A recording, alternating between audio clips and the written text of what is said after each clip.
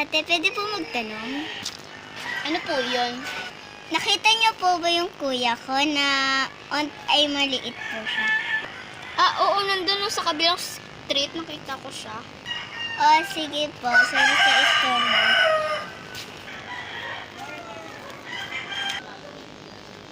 Ay, wala naman po siya. Mabalikan nga si ate. Ate, wala naman po dun eh. Akala ko kasi nandun siya eh. Sorry. Hindi, okay lang po.